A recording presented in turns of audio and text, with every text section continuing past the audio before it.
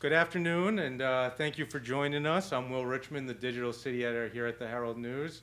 We're joined today by 6 students from area high schools to have a discussion about school safety and some of the related issues that go along with that. Each of the students was selected by either their superintendent or principal from their respective schools. So we thank them for joining us today and participating in this panel discussion. Students shouldn't feel they have to answer all the questions that we ask, but we'll put it out there. Feel free to either raise your hand and you'll pass it around. We'll have a microphone you can pass around, or we'll take the discussion for wherever it goes. So thanks again for joining us, and we're going to jump right in. We'll ask that you introduce yourself as you answer a question for the first time, along with identifying the school that you come from. So for the first question, let me get my cheat sheet here. Let's just start off kind of with the overarching issue here, and how much of an issue is school safety to you personally? And since you have the mic in your hand, you'll be the first one to start. Okay. My name is Erin Carney, and I'm from Westport High School, and school safety is a big issue. I come from a small town, so I don't feel a large concern or a large threat, but it's no lie that there is a big threat to anyone in a school these days, because you never know what is going to happen. All right. Hi, I'm Delaney Wilkinson. I also attend Westport Junior Senior High School with Erin, and like she said, we are a very small school. My graduating class, I think we're graduating with 70 kids. And that being said, if we look at the past, if we look at all of the school shootings that have happened before, you look at schools like Sandy Hook and stuff like that, those were also small schools in very small neighborhoods. So as students and especially as young adults who are kind of developing and growing into this new world where social media and video games and all of these different outlets are providing different sources for people, it's definitely always in the back of our minds of always, like, we go into a classroom and we think, okay, what would we do here? We have teachers who have rope ladders made in their classrooms. We have different concerns, and so that's definitely always in the back of my mind, whether I'm at school, I'm at concerts, I'm at the mall, anything like that. My name is Magis Gagliardi, and I attend school with Delaney and Erin at Westport High School. And I believe that we all desensitize ourselves to school shootings, and nowadays it becomes more prevalent. And I have a little sister, and I'm leaving high school in 2 months, but my little sister is only in 3rd grade. So it doesn't scare me for myself more, so it scares me for her, because this is becoming more prevalent nowadays. So that's how I feel. Hi, my name is Sydney Rutkowski. I go to Case High School in Swansea. I think that school safety is a big issue, not necessarily in my town because, again, it's a very small school. But I think that it's something that people need to be more aware of, especially lately with all of these things that have been going on. It's awful that kids have to go to school where they're trying to better themselves and further their education, and kids can't go to school all the time feeling safe, and some kids are even afraid to go to school, especially after the horrible events in Florida. And I think that people need to be more aware, especially schools, because it needs to be a safe environment for the students, and they should feel safe and not just be safe. Hi, I'm Caroline Gajewski, and I'm from Somerset Berkeley Regional High School, and along with all the people in front of me, it is a very small town. And I'm used to having a small town since I came from Berkeley, being smaller than Somerset. But I feel like Somerset Berkeley does a very good job of feeling safe and preparing for this. And I feel like since it's such a big issue now, schools are doing the best they can, and they're trying to find new ways to improve it as a whole. You like to finish out the Hi, my name is Jana Grimley, and I'm from Diamond Regional Vocational Technical High School. As was said by everybody else, school safety is a very big issue. A number one priority for all students should be learning. Instead, we have to pull our priorities aside just to think about safety, and obviously safety is very important. And so Diamond has been doing a lot of drills and a lot of preparations in case anything happens. And coming from a big inner city school, it's very hard to prevent these events, but we're trying our best. All right. So some of you have mentioned what happened in Florida last month, and some of you even have, going back as far as Sandy Hook and those type of instances. But did what happened last month in Florida, especially because this was at a high school, these are students that have really come out afterwards that are sort of your peers in terms of age and grade level. Did that affect the way you think about school safety any differently as compared to maybe some of the other incidents that happened in the past? So when I heard that he pulled the fire alarm, that really scared me, because usually when you think of a fire alarm, you think of you're getting out safely, you're trying to do that. But I don't know, it's just people are becoming more methodical, and it just kind of scared me a little more. Like when I went to school, like if I had a fire alarm, I don't really know if I'd think the same way. I'd probably think, well, maybe if I walk outside in the hallway, I'm going to get shot. So it did really change the way I think about it. For me, I think because this shooting in particular was publicized so much on social media, and we've heard, I mean, students were on Ellen, they were on so many different platforms, I think, and also because they're our age, it has become really prevalent and really just personal to us. And especially because at our school, we have these things called senior projects that you have to do in order to graduate in an English class. And one of our good friends, a senior, did her project on school shootings. And actually, a couple of months ago, or weeks ago, we had a Sandy Hook parent come and talk to us who had lost her daughter in the Sandy Hook shooting. And so especially our school, like, I feel like the students are becoming more aware of the signs and what you can do, and the building is really working even harder to prepare students and make plans and look at what in the building can be changed. Anyone else want to?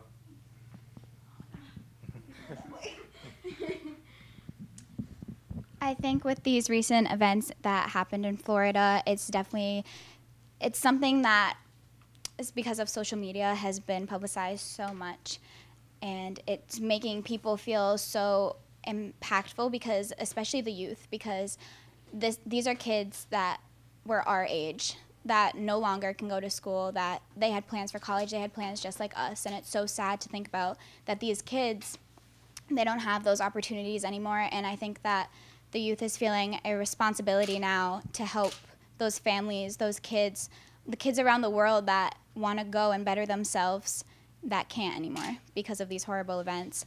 And I think that it's important for the youth now to speak out about this, because there needs to be change, because this has happened too many times and it needs to stop somewhere. And I think that that's going to really happen now, because this whole event has just made everyone so aware.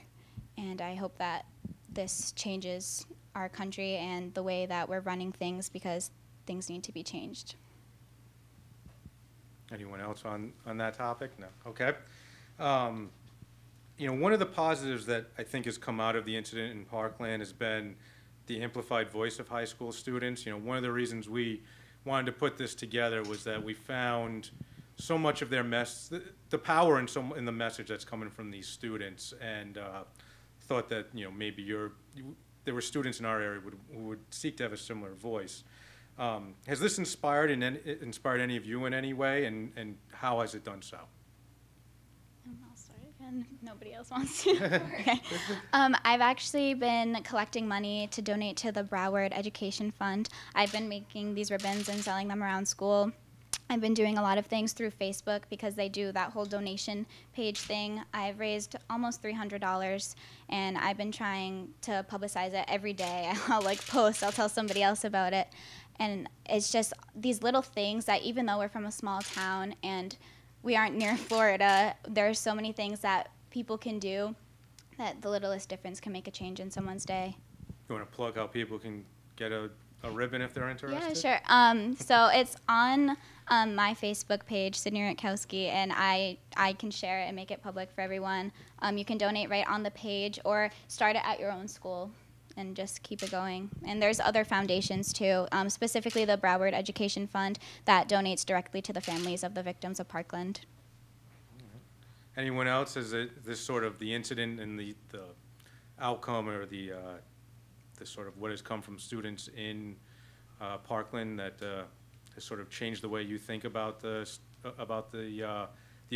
effect high school students can have on things like policy or the public conversation?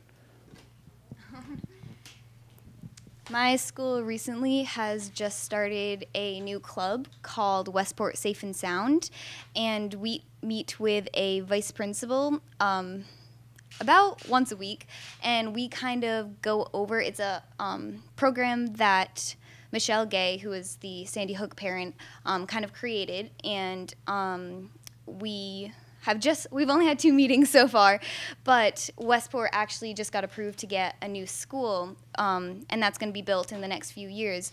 So we're coming up with different things now that we can do inside the school to kind of make things safer and make kids feel safer. And then we are kind of planning on trying to meet with different people who we can have our voice be heard for the new school and the new safety precautions that are going to be made in that school as well.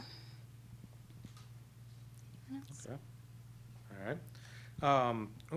What do you think of the criticism that some of these students have taken as they've become, public figures? You know, we've got politicians who have sort of knocked them, members of the media in some cases, various organizations.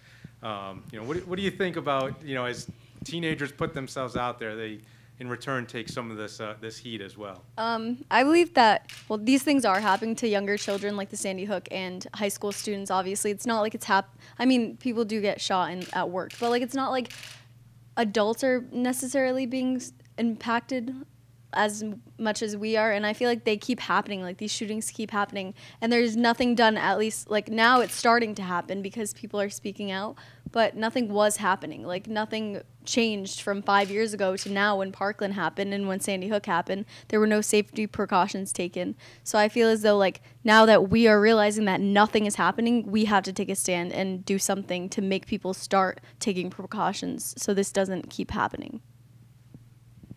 I know some of the things that I've seen in the news is they're calling these students crisis actors, and they're saying that they are just emotional teenagers and they're too young to take a stand on anything like this. Well, we've been in the school systems for, 12, 14 years, something like that. We've seen all of this stuff firsthand. We network with each other through social media. We are the ones, like Maddie said, being impacted, as well as our teachers who we have personal connections with. And I feel that teenagers especially, we're all, 18, 17, 16, we have voices that we want to be heard, and we want to be listened to, we want to be taken seriously, and that's extremely important because we're the people who, a couple generations from now, are going to be running the country. And this is the perfect practice for us to use our voices while being supported by adults, even if they don't agree, respectfully supported, for them to give us a chance. And I think that's super important. I think it's almost a little bit rude of them to be criticizing, because although they may think that we don't know what we're talking about, they're not in school right now. They were in school a long time before all these new inventions, and you didn't hear about all these shootings or anything prior to when they were there. I feel like the school life has kind of changed now, and it's evolving, and I feel like the evolution needs to come to an end or change to a different direction where it can improve instead of decrease. I just want to say, I think after all this, teenagers have realized we're not going to sit back anymore and let adults take charge of something that's in our control that directly affects our lives. We're not going to sit back and let these things happen anymore. We're going to take a stand no matter how many times they criticize us for saying all this stuff and thinking that we can't make a change. We can, and we won't stop till it happens. Well, that was I was going to kind of go in that direction. The next question, so that was great. Lead me right there. Does it give you pause in any way? I mean, obviously, this issue is very large scale, and it's a very big topic. But whether it's this to a smaller issue, does the way you see adults act towards these students give you pause in any way, or raise any concerns about you having a voice in your community?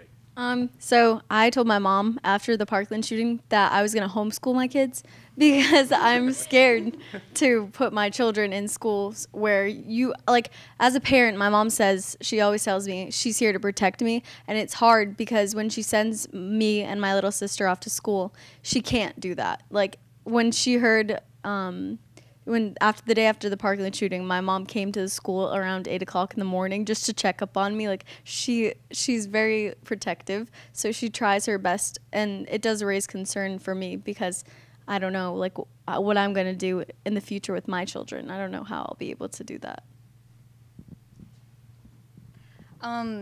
Like I was kind of saying before, I think adults discredit teenagers for their opinions sometimes. They see us as the younger generation, they're too emotional, they're all hopped up on hormones, and they can't make big decisions.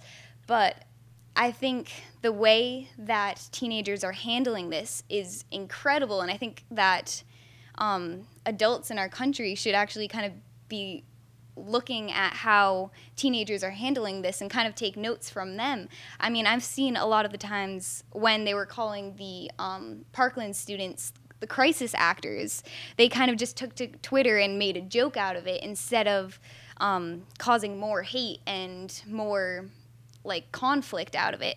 And also the way that they're organizing and they're planning the March for Our Lives, and they're encouraging students to do walkouts, the national walkouts all over the country. That's incredibly inspiring, and it's just showing how powerful teenagers really are, which I think is absolutely amazing, and it's about time. Well, in some circles there's a belief that teachers and other non-law enforcement staff members should be allowed to carry guns in schools. How do you feel about that? Personally, I don't think it's a very great idea. I think the guns should be with professional staff only. That wouldn't make me feel safe having a teacher that's educating me have a gun in his desk drawer. I know a lot of people believe that more guns will deter that fact, but I feel like it could be more harmful to students in a case of an emergency.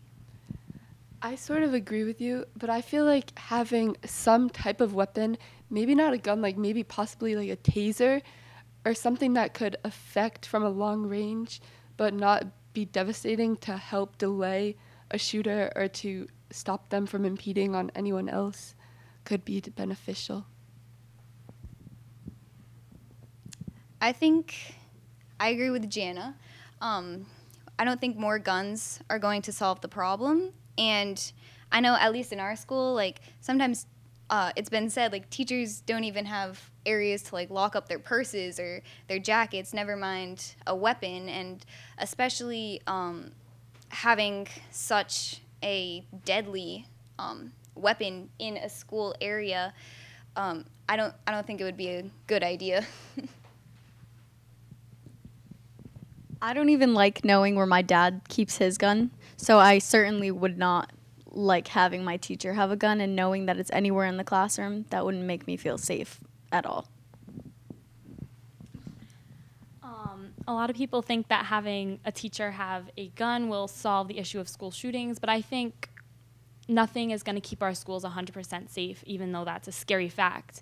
I think preparation is the biggest thing that we can do, not to prevent these events, but in case it happens, we can stop fatalities. And that's what Diamond's doing. We're practicing, we're talking about it, and we're getting that conversation started. So we know that if something happens, that our teachers are prepared. And preparation, I think, is the biggest part, not guns in my teachers' desks. Jenna, you are great at segues because that was where my next question is. So, how prepared do you feel if something were to happen in your respective schools? I think before this event, I don't think I was very prepared. And that's what this event has done for Diamond. We have had this realization that we need to get our act together. We need to be prepared just in case this happens, especially in a large inner city school. We are practicing the Alice drill. Currently, we're expecting a drill next week. And I know that my teachers are prepared. I know that they've been through these drills, and I know that they could help me get to safety.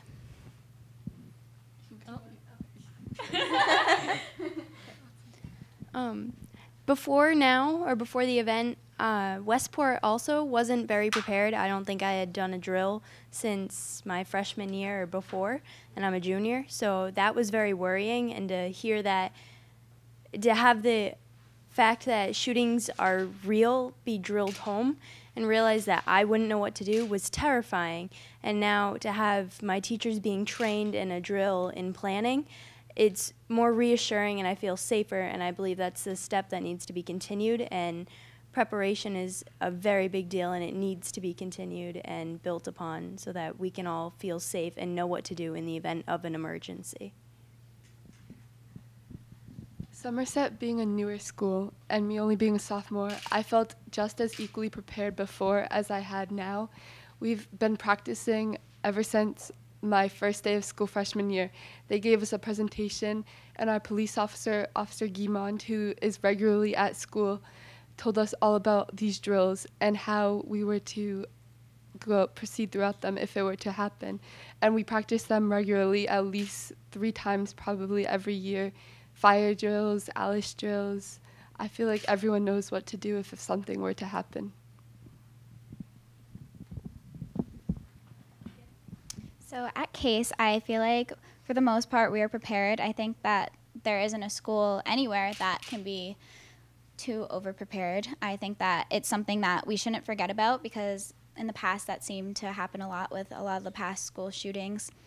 And I have a feeling that with this we're not going to forget, which hopefully that sticks. We usually do about 2 drills a year, and I believe that we're now going to be doing a lot more. We've been reviewing them in all of my classes. The day that we came back after we heard about the horrifying instances in Florida, we talked about, okay, where do we do when we do this and everything like that. And we've been reviewing and reviewing. And today, again, my classes, we reviewed it again. And I think that just pushing it harder and harder is just going to make it so much better for the students to feel safe and for the school to be better in general.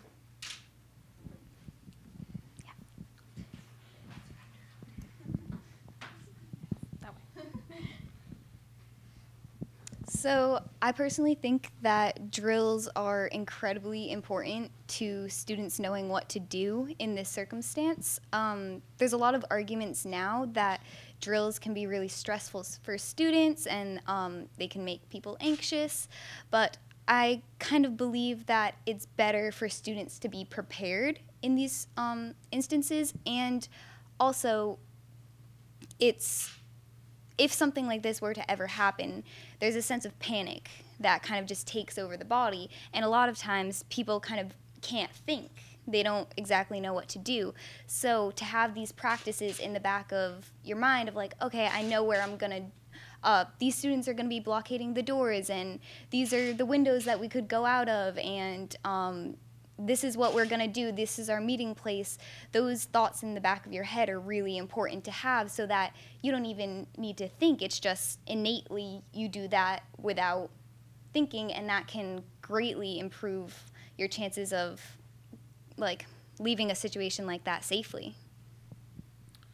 A lot of these high-profile events that have happened have been fairly far away. You know, and Sandy Hook is a couple states, but you know, for the most part, they are quite a distance. However, you know, after Parkland, you know, 3 of you are from Westport. There was an incident there that involved a student. Diamond, there was a threat that was determined to be non-credible, but still, these things happen locally. So when something happens and your school is part of the equation in that? What does it make you, how does it make you feel to know that, yes, while something didn't happen, there are things happening around this situation that involve your school? So our school, there was an incident, and it happened to have taken place very close to the Parkland incident. So I know that week, it was a very nerve-wracking week for a lot of students. Students were kind of scared. They were posting on social media that things were scaring them, and I think things like that are showing our administration and showing all of our leaders and all of us that we can't take these things for granted. We, as students, as buildings, as administrators, we need to make sure that we're prepared, and I think that our school is definitely doing everything that they can to make sure that all students are prepared. I think like she said, we've been working on like say something, do something. If you see something, you say something and do something about it. And I think that students are really doing that nowadays. They're really enforcing that. Like if I saw that, I would have said something right away, and all of my classmates did that, and I believe that's why it was addressed and handled properly and nothing did happen. And I believe that students are doing a great job together to protect one another.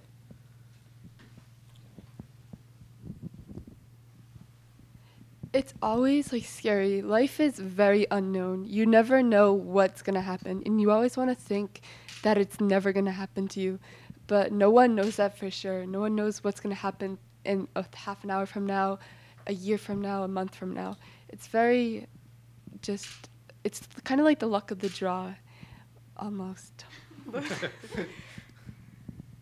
Even though these events that happened and that were very publicized at Parkland and at Sandy Hook, even though they were far away, they still hit home for a lot of us. And especially the day after Parkland, when Diamond was receiving threats, that just puts a little bit more fear in our hearts. And it's sad that we have to have this fear when we're walking into a building when we should be at our safest.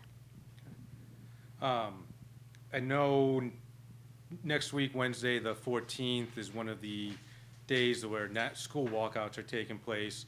And I understand, there's a sensitivity issue and specific details if your school is participating or not. So we'll just talk about this in generalities. But if your school was to participate in one, whether it was next week or any other day, maybe just by a show of hands, would you participate in a walkout if your school was to hold one? Yeah. Well, I know Somerset jumped the gun a little bit, so yeah. See, we already had a walkout, and I think it was very smart of our principal to do it early. It was good thinking, and until that walkout day, I heard of what happened, but I never actually knew until most of the school was gathered on the football field, and he talked for a good 10 to 15 minutes about the events that occurred. And the scoreboard was lit up to show like how long it took. It was 6 minutes. How many people died and how many people were injured. I had no idea about any of that until he addressed it. And I'm sorry. Sorry.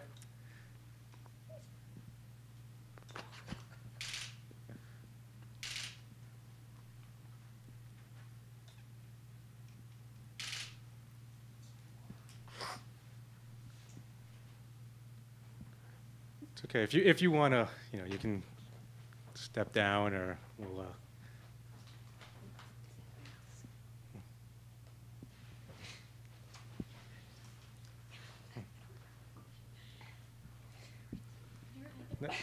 That's great. So, so really, what I guess part of it as well is that, if you were to participate, obviously the impact can be pretty great, but was wondering what you hope the impact would be if you were to participate in a walkout, like we've heard about is being planned at schools across the country. I don't know.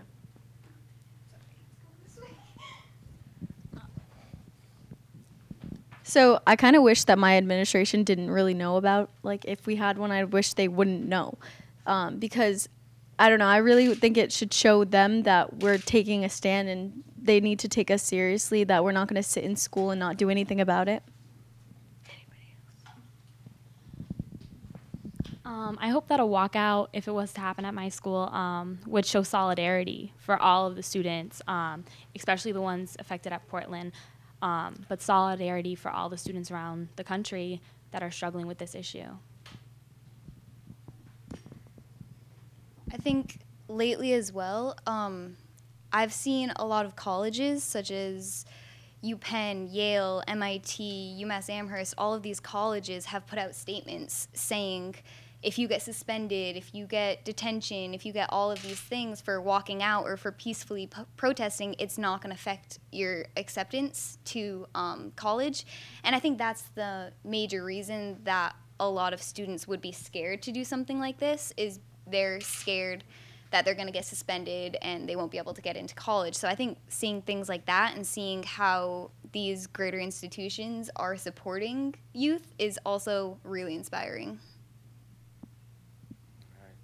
I'm just going to sort of finish up here with just an open question. If there's anything else you want to say about this issue, sort of let you take this opportunity, or I think we're all set. All right, well, I want to thank all of you for joining us today. I really do appreciate your participation in this and sharing a voice to this discussion. I thank your principals and your superintendents for selecting you. I think they made some great choices in who they sent over here today, so we appreciate that as well. Also need to thank Steve Reese over at BCC. He did a lot of the technical work along with our staff here at the Herald News. So I want to thank everyone, and again, thank you so much. For those of you who would like to join this conversation, we have a survey up on heraldnews.com for people to participate in. And we'll have full coverage of this panel along with school safety issues coming up in Sunday's paper as well, along with results from that survey. So thank you again, everybody. I really do appreciate it.